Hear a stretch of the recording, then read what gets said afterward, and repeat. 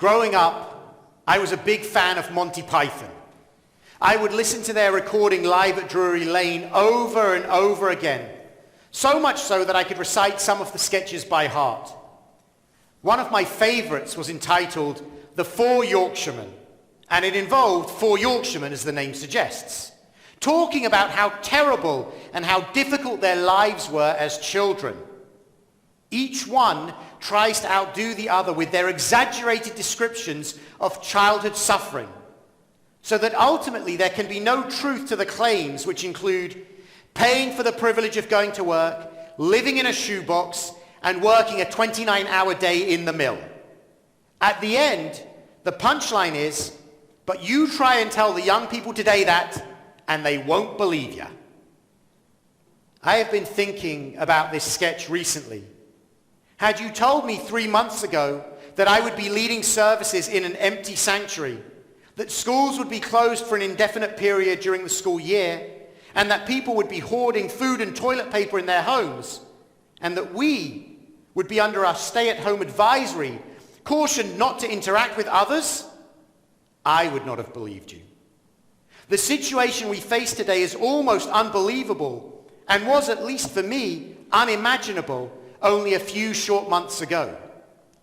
For all of us, we are living through a unique moment in history, and one that calls us to attention. I recently read an article that began, I turned 61 last week, and am now, along with millions of others across the globe, within the higher risk group for COVID-19.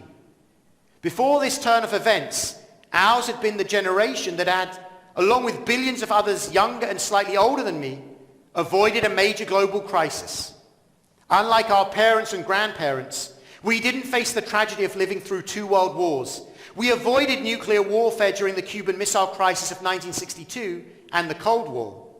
Now our luck has run out. I have a feeling that much like my grandparents told me about their experiences of World War II in England and the War of Independence in Israel, this may well be the moment that I tell my grandchildren about. They had heroic stories of the way that people came together, the shared sacrifices that were made, and the way that the enemy was overcome. And the question in my mind is, what story will I be able to tell? We are facing an invisible enemy that we cannot see and barely understand. The front lines are no longer in some geographic location across the globe. Rather, they are in the hospital wards across the country and around the world.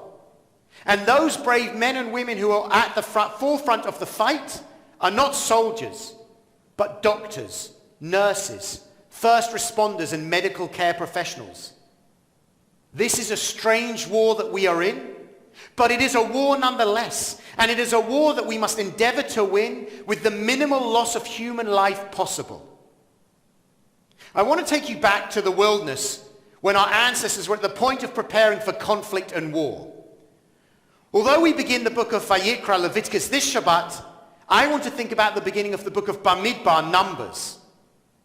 We prepare at that moment to march through the wilderness knowing that war lies ahead. The first thing that Moses is instructed to do is to take a census of the whole Israelite community according to their tribes and the names of everyone. Now we'll ignore the fact that for his conflict they were only interested in counting the men. But the Hebrew leaves us in little doubt, as it says, Kol Edat B'nai Yisrael, the entire congregation of the children of Israel.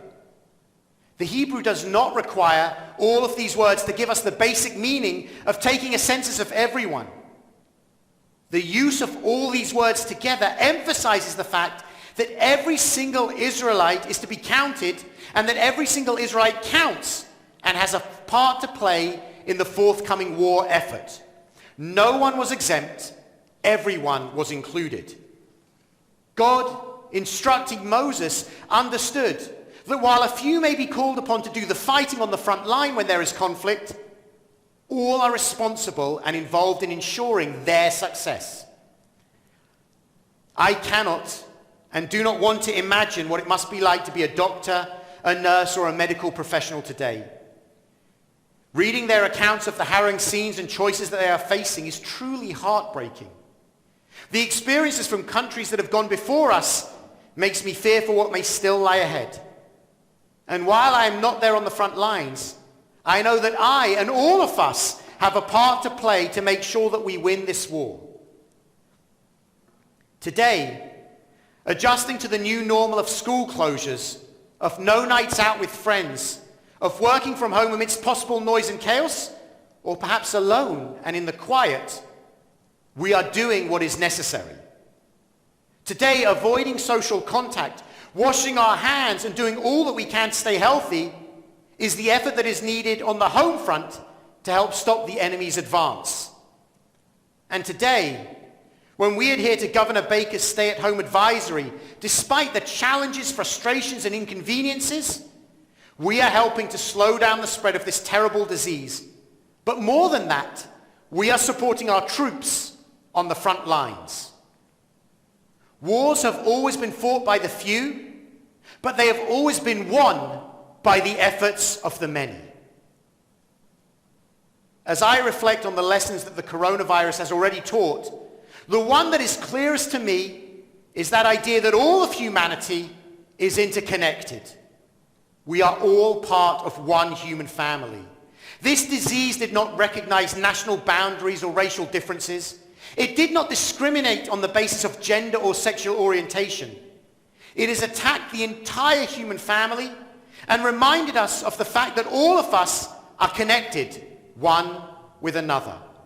In many ways, this disease has exposed the mockery of the divisions that we often define our societies and our lives by. In Judaism, there is a clear understanding, Kol Yisrael arevim ze bazeh. All Israel are responsible one for another.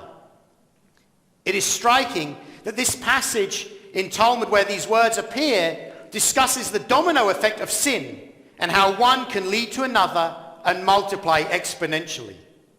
For our context, it could well be talking about the spread of a disease. But the lesson is clear. We do not live in a vacuum and we do not live in isolation. Our lives are necessarily connected and our actions have consequences, not just for us, but for everyone around us. As we face this challenging moment in history, I think the time has come to expand our traditional line from Kol Yisrael to Kol B'nai Adam Arevim Ze Bazeh. All humanity, the children of Adam and Eve, is responsible for one another. The lesson of this moment could not be clearer. The choices that each of us make at this time can have immense repercussions in the ripples that they will cause. It is not simply about protecting ourselves.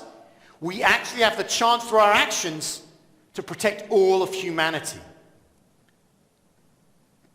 When I first came to America, one of the things that most impressed and struck me was the way that the country related to its armed forces. The respect and honor that is paid to those who make the choice to fight and serve this country is truly awe-inspiring. The first time I witnessed the ceremony of taps at a funeral for an ex-serviceman, I felt the full force of that appreciation. The flag was truly given by a grateful nation. This country is amongst the best at supporting, honoring, and celebrating our servicemen and women. Today, those men and women that are most deserving of our support, honor, and gratitude are the doctors, nurses, first responders, and medical care professionals who are fighting on behalf of us all and for us all. In Britain, at 8 p.m. last night, across the country, people stood on their doorsteps and balconies to offer a mass round of applause for the frontline healthcare heroes who are risking their lives in the battle against this deadly disease. We know that our American healthcare heroes are equally deserving. We should be out there offering our applause and our gratitude. But then we need to take the next step and thank them with our actions. We show our gratitude and support by staying at home, by minimizing physical contact, and by making the necessary sacrifices that this hour demands. That is how we join in this fight together, each and every one of us, giving those on the front lines the support they need to do the job that is ever so necessary. years from now, I am convinced that we will be telling future generations about the experiences of living through the coronavirus of 2020. We will tell them a story about how society and the world came together, rising above our differences to help and support one another. We will tell them about how everyone played their part in making the necessary sacrifices to defeat this awful disease. And we will be proud to share the story of what we each did individually and collectively, recognizing with more clarity than before that all humanity is responsible for one another. And for us to be able to tell them this story, we must make it happen today. Shabbat Shalom.